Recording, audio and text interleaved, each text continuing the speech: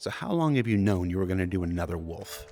So during internal development of the Wolf, I think there was very divided opinions on the looks. Generally, we all thought it was cool, but we knew that the fin was going to be pretty divisive. Before we released, we'd already started plans for an alternative hull variant that kept the styling of the Wolf, but did things in a different way. And that is the L-22 Alpha Wolf.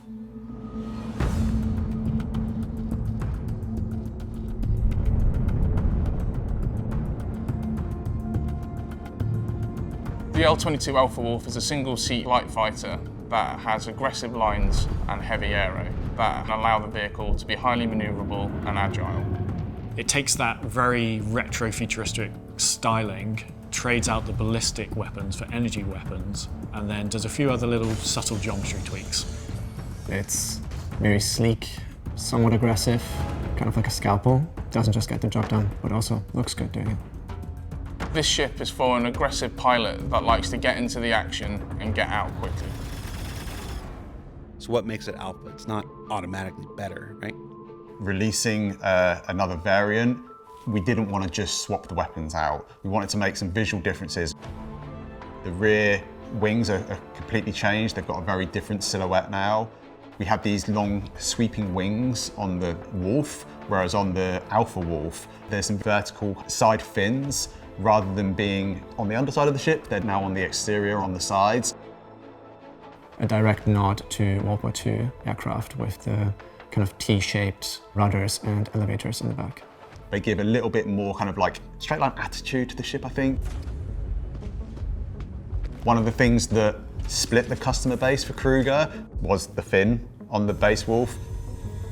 So what we decided to do with the Alpha Wolf is the fin has been drastically reduced and giving a much more kind of streamlined look to it.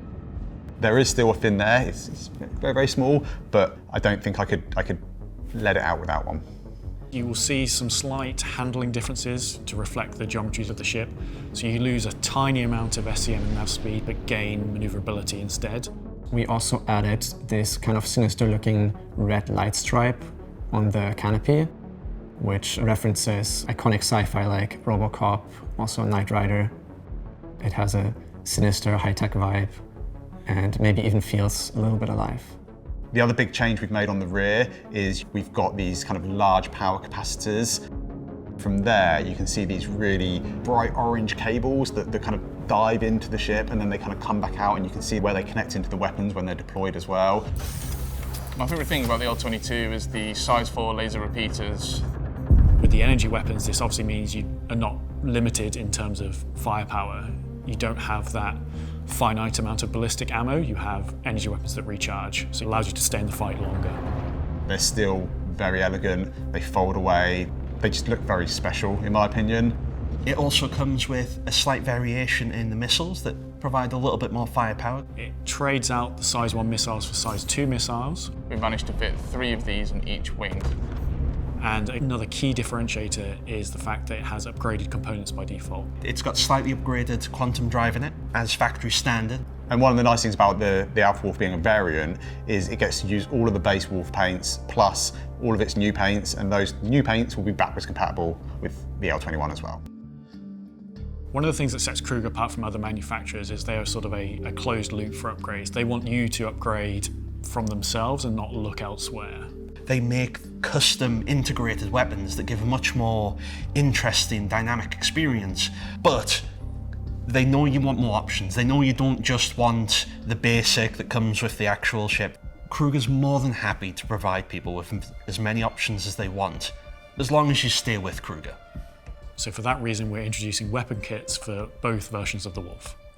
Coming alongside the Alpha Wolf is a ballistic weapons kit that allows you to swap out the laser repeaters for the ballistic Gatlings, which is something that will be important in the upcoming tactical strike groups.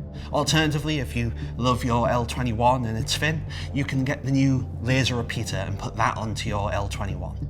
This really allows you to pick which visual style of Wolf you like and then kit it out how you wish in terms of weapons. It means that every time Kruger releases something new, it's not just new Kruger owners that will get excited, it's our old Kruger owners as well. And I think this is something we'll see going forward with future Kruger ships. So you're going on the record right now, there's more Kruger ships coming? Yes.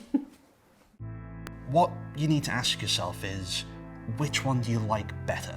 Or which one you feel like flying today? Some days you might want to fly close to the water and skim it. Other days you might want to feel a bit more Robocop. Both of them are beautiful ships. And I think a lot of people want to own both. I was really happy with the L-21, and I think the L-22, it stands alone. I think it's a great looking ship. I think it's a great functioning ship. Very happy. The team did an amazing job kind of bringing the concept to life. I hope you feel like you have something powerful in your hands. I hope when you see the weapons extend, you realize that this ship packs a punch.